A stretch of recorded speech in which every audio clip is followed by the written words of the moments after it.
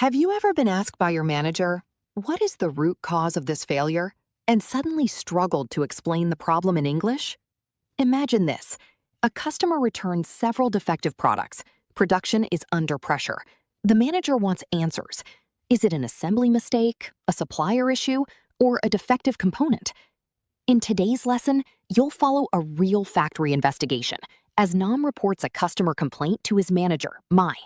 You'll learn practical technical English used in manufacturing environments to describe failure modes, explain the root cause, discuss corrective actions, and communicate professionally during an issue escalation meeting. Let's step into the factory and find out what really happened. Good morning, Mai. Do you have a few minutes? I need to report a customer issue regarding a return control board. Good morning, Nam. Yes, please go ahead. What happened? We received 18 returned units from the customer. The main complaint was that the units had no response when power was applied. Was this issue found in production or from the field? It was a field return issue. The customer reported that the product stopped working during operation. What was the initial failure description? The units were completely dead. There was no output and no sign of normal operation. Did you verify the customer's claim? Yes. During our confirmation test, we applied the specified input voltage, but the unit still failed to power up. So what was the observed failure mode? The observed failure mode was no output. Which area of the board was suspected first? We focused on the power supply section because the 5V rail was missing. Did you conduct a visual inspection? Yes, we checked the PCB carefully.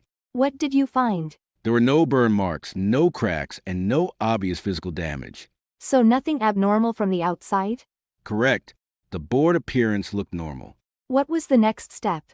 We performed an electrical test. Please explain the results. The input voltage was present, but the 5V output was absent.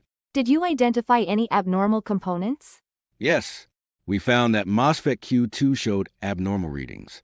What kind of abnormality? Q2 had a short circuit between the drain and source terminals. How did you confirm the short circuit?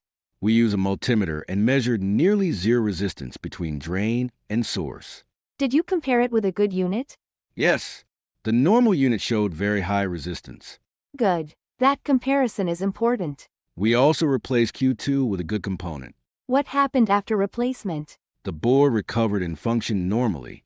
That strongly suggests Q2 was defective. Yes, that was our conclusion. Did you stop the analysis there?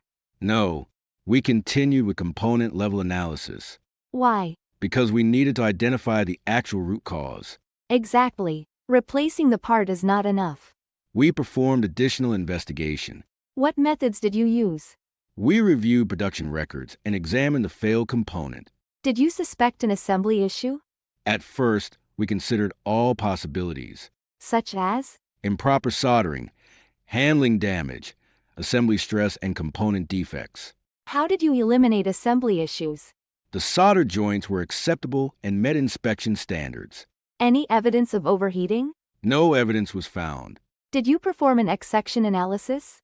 Yes, we did. What did the X-section reveal? It indicated an internal defect inside the MOSFET structure. So the defect existed within the component itself? Yes. What was the final root cause? The final root cause was MC, meaning manufacturing component issue. Please explain that clearly. The MOSFET had an internal drain source defect originating from the component manufacturing process. Therefore, it was not caused by our production process? Correct. Do we have sufficient evidence to support this conclusion? Yes. We have electrical data, replacement verification, and section findings. Very good. We also checked the component lot information. Was the issue limited to a specific lot? The failed parts came from the same supplier lot. That increases the risk. Yes. We immediately initiated containment action. What actions did you take? We placed the suspect MOSFET lot under quarantine. Was production informed? Yes. Production, QA, and purchasing were notified. Did you stop using the affected lot? Immediately. Good decision. We also conducted 100% screening on remaining inventory. What type of screening? A drain source resistance check.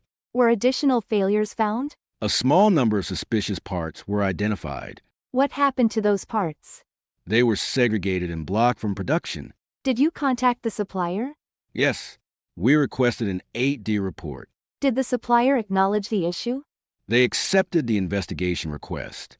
Good. We also asked them to provide replacement materials. Did you review incoming inspection procedures?